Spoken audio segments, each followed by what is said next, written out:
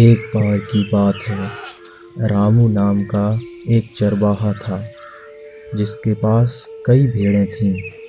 वह रोज उन्हें चराने ले जाता और शाम को बाड़े में ले आता। एक दिन रामू सारी भेड़ों को लेकर एक बड़े से घास के मैदान में गया। उसने भेड़ों को चरने के लिए मैदान में छोड़ दिया। पास ही के जंगल में एक खूंखार भेड़िया रहता था। उसी दिन वह शिकार की खोज में इधर उधर भटक रहा था। भटकते भटकते वह उसी घास के मैदान में आ पहुंचा। भेड़ों को देखकर भेड़िए के मुंह में पानी आ गया और वह वहीं पास में छिपकर किसी भेड़ के पास में आने का इंतजार करने लगा। उसे पूरी उम्मीद थी कि कोई न कोई भेड़ उसके पास जरूर आएगी, लेकिन चरवाहे को देखकर उसके मन में निराशा भी आ जाती। क्या करूं? कैसे मैं इन भेड़ों को अपना शिकार बनाऊं? कोई उपाय नहीं सूझ रहा है। क्या करूं? अरे हाँ, अगर मैं इन भेड़ों के झुंड में शामिल हो जाऊं तो बात बन सकती है, लेकिन कैसे? चरवाहे को देखकर उसकी सिट्टी पिट्टी गुम हो जाती। एक दिन भेड़िया परेशान होकर घूम रहा था, तभी उसे भेड़ की खाल मिली। बन गया। लगता है काम बन गया। क्यों ना मैं इस खाल को ओढ़कर झुंड में शामिल हो जाऊं।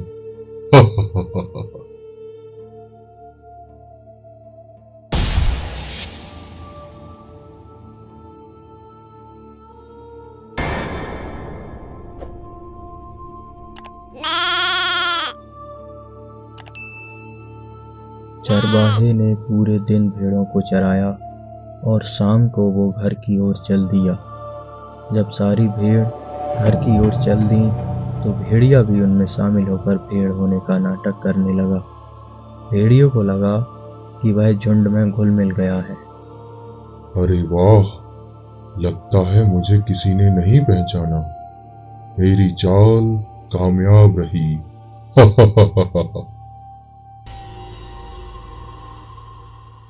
जब आधी रात हो चुकी थी तो भेड़िए ने अपना दांव खेला। अरे वाह, कितनी प्यारी भेड़ है। वह एक भेड़ को पकड़कर बाड़े के बाहर ले गया और मारकर खा गया। आज का काम तो हो गया। अब मैं फिर से बाड़े में शामिल हो जाता हूँ। मेरे दिमाग का भी कोई जवाब नहीं। किसी ने मुझे पहचाना तक नहीं। भेड़िया खुशी खुशी बाड़े में शामिल हो गया। अगले दिन मैदान में जब भेड़िया भेड़ों में घुल मिल रहा था तो एक मेमना उसके पीछे पीछे चल दिया। उसे भेड़िए के बारे में कुछ पता नहीं था। अरे बच्चे, बड़े प्यारे हो तुम। आओ, किनारे की तरफ आओ। मैं तुम्हें मीठी मीठी घास खिलाऊंगा। भेड़िया मेमने को किनारे की तरफ ले जाने लगा। तभी मेमने की माँ ने अपने बच्चे को एक अजनबी के साथ खुद से दूर जाते देखा। उसने तुरंत भेड़िए से गुस्से से पूछा, अरे सुनो, तुम कौन हो और इस बच्चे को कहाँ लेकर जा रहे हो? अच्छा, पहले ये बता कि तू कौन है? ये मेरा बच्चा है, मैं इसकी माँ हूँ। पहले तुम धीरे बोलना सीखो। तुम्हें ये नहीं पता कि बड़ों से कैसे बातें करते हैं। मैं इस झुंड में नया आया हूँ और मेरा नाम भोलू भेड़ है। भोलू भेड़? तुम्हारा शरीर भेड़ की तरह जरूर लग रहा है, लेकिन तुम्हारी आवाज तो भेड़िए जैसी लग रही है। तुम जरूर झूठ बोल रहे हो। जब तुम्हें पता चल ही गया है तो मैं तुम्हें सच बता देता हूँ। हाँ, मैं सच में भेड़िया हूँ, इस इलाके का खूंखार भेड़िया।